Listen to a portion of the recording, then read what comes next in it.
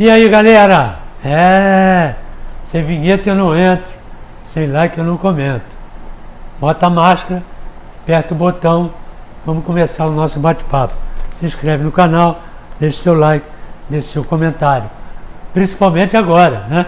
Que está todo mundo em casa, por causa dessa tragédia no mundo. Tomara que isso acabe logo, né? Para voltar o futebol, para voltar o nosso bate-papo todo, né? Para ver o que vai dar, tá certo? Chegando as perguntas aí, vamos lá. O Riso Atelier perguntou o seguinte: viu um jogo no YouTube, França 2, Brasil 3, em Paris, em 1963. O senhor foi titular e o Pelé fez 3 gols e jogou pra caramba. Achei interessante que não tinha nenhum jogador do Botafogo na escalação. Será que o Botafogo estava excursionando também? O senhor aparece nesse jogo como jogador do Flamengo. Você lembra dessa partida? Eu lembro, jogamos lá em Paris, né, contra a seleção francesa, e antigamente era assim, pegava um grupo de um time, um grupo de outro, às vezes nessa altura do campeonato o Botafogo devia estar excursionando. É surpresa sempre quando o Pelé vai na seleção brasileira, porque normalmente quando o Santos excursionava, ele ia pelo Santos, como o Pepe também, né? Esses eram os 2 homens de ataque do Santos. Mas normalmente era assim. Agora, e antigamente os times excursionavam com muito mais facilidade que hoje. Por exemplo, o Madureira. Madureira ia excursão à Europa. Ficava lá 1 mês e meio, 2 meses. Quer dizer, eram times com grandes jogadores. Então, né, atraía a atenção da Europa para saber quem é quem. Isso porque, naquela época, vários times com vários jogadores. Você vê aí que nessa seleção, por exemplo, não tinha o Garrincha, não tinha o Nilton Santos. Quer dizer, brincadeira fazer uma seleção sem esses 2, né? Na época. Mas devia estar excursionando. Isso antigamente era assim mesmo.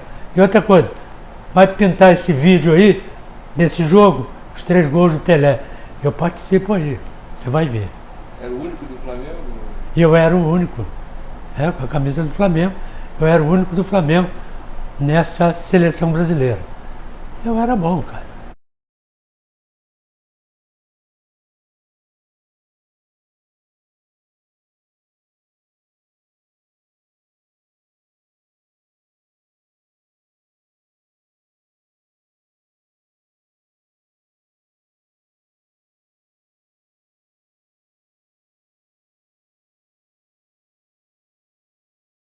O Rafael Gonçalves pergunta o seguinte: fala, Canhota, me tira uma dúvida.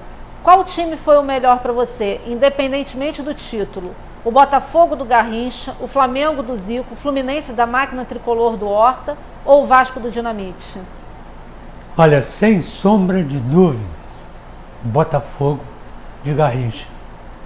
Porque esse Botafogo de Garrincha tinha Garrincha, Didi, Amarildo, Zagallo, Nilton Santos, tudo seleção brasileira, de 2 Copas, 58 e 62.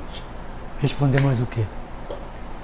O Ilídio Gouveia perguntou o seguinte: você jogou futebol de salão, agora o futsal, e você lembra do seu primeiro carrão no início de carreira lá em Niterói? Bom, eu fui campeão dos Jogos Infantis, futebol de salão, pelo Canto do Rio. E nós tínhamos 2 ou 3 dentro desse time que jogava no campo também, futebol de campo, pelo Canto do Rio, que jogava o campeonato aqui de Niterói, lá no Vianense, Pontariense, na Ponta da Areia. É um bairro que tem aqui em Niterói. E no Caio Martins também, principalmente o Caio Martins, porque era o time do Canto do Rio, que o Canto do Rio nessa época, né, tomava conta do Caio Martins.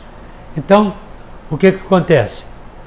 E o meu carro, nessa época eu não tinha carro não, eu era muito moleque. Não, mas ele novo. Pergunta qual foi o seu primeiro carrão. O primeiro carrão, um Ford 41, era uma beleza, dirigindo, beleza, passava a marcha aqui, de repente a marcha engatava. Você tinha que parar, abrir o capô, para ir lá desengatar a marcha. Isso é uma maravilha. O Márcio Cartier Marques pergunta o seguinte: você concorda com o João Saldanha, que respondendo a uma pergunta, disse que o melhor goleiro da seleção era o Pelé, mostrando que o Negão era um atleta completo? De vez em quando ele se ensaiava em jogar no gol, né, nas peladas da gente, mas ninguém gostava, porque no gol é uma posição diferente para todo mundo, para quem não é goleiro, né? Aí de repente você se atira de mau jeito. Já teve um na seleção jogando no gol e que se explodiu todo lá e não pôde jogar, era titular do meio do campo, da seleção brasileira. Então, ele se ensaiava em ficar no gol, ele pegava no gol, ele sabia muito bem. Como o Castilho, né? Castilho Pinto de Pinheiro, vocês estão lembrados disso, os mais velhos, jogador, goleiro do Fluminense, goleiro de seleção brasileira também. Ele só jogava nas peladas, só jogava na linha. E jogava pra caramba. Pô, cara, vai pro gol, que no gol? O gol eu tô acostumado aí, quero jogar na linha, eu sei jogar na linha. Os goleiros de hoje deveriam fazer a mesma coisa que o Castilho fazia, treinava. Porque hoje, naquela época não. Naquela época você podia pegar com a mão, bola atrasada. Hoje já não pode. E os goleiros, raríssimos, que sabem jogar com o pé. Normalmente com a mão eles sabem. Com o pé, não sabem nada. O Gilberto Silva. Gilberto Silva, me diz aqui o Cadinho. Gilberto Silva foi pegar no gol, numa pelada, se explodiu todo e ele jogava no meio do campo de titular da seleção brasileira. Pergunta do Márcio Cerzedelo. Canhota, quem mais te incentivou a ser jogador? Seu pai, sua mãe, seus amigos? Fala aí, abraços. Quem me incentivava mais? Sim. Não, meu pai foi jogador de futebol profissional no América. Primeiro campeonato do América, meu pai foi campeão. Meu tio, irmão do meu pai, foi jogador do Fluminense, profissional. Quer dizer, filho de peixe, peixinho é, né? E eu sempre tive o incentivo da família, sempre. O Rafael Alves perguntou o seguinte: um meio de campo com Gerson, Iniesta e Falcão dá jogo? Você tinha que perguntar se botar esses três juntos, pudesse colocar os três juntos, tinha que perguntar o seguinte: sabe quantos outros vão entrar? Nunca. Crisan, de Bangu, Rio de Janeiro. Canhota, você jogou contra o lendário Puskás na sua carreira? Dizem que ele era um dos maiores da história. O que você acha? Abraços. Joguei com o Puskás, contra o Puskás, naturalmente, quando ele estava no Real Madrid. O ataque era Canário, que era brasileiro, o Del Sol. Aí tinha Di Stéfano, Puskás e Rento. Eu joguei contra esse ataque. Era brincadeira, cara. Bons tempos. O Thiago Lima já fez essa pergunta algumas vezes. Eu disse que a gente não ia esquecer dele. Inclusive você falou sobre isso no seu último vídeo. Ele diz o seguinte: o Mister tem muitos méritos, mas não acha que ele errou na final do Mundial ao manter o time titular jogando no Brasileiro, já com o título garantido? Faltou perna ao Flamengo na final do Mundial por conta desse exagero? Ainda tirou Arrascaeta e Everton Ribeiro nesse jogo, que com as pernas amarradas jogam mais do que muitos que estavam na reserva. O que o senhor achou? Eu acho que nesse jogo, vou começar pelo final, acho que nesse final de campeonato aí, esse jogo decisivo contra o Liverpool, os dois não estavam jogando bem, principalmente o Arrascaeta.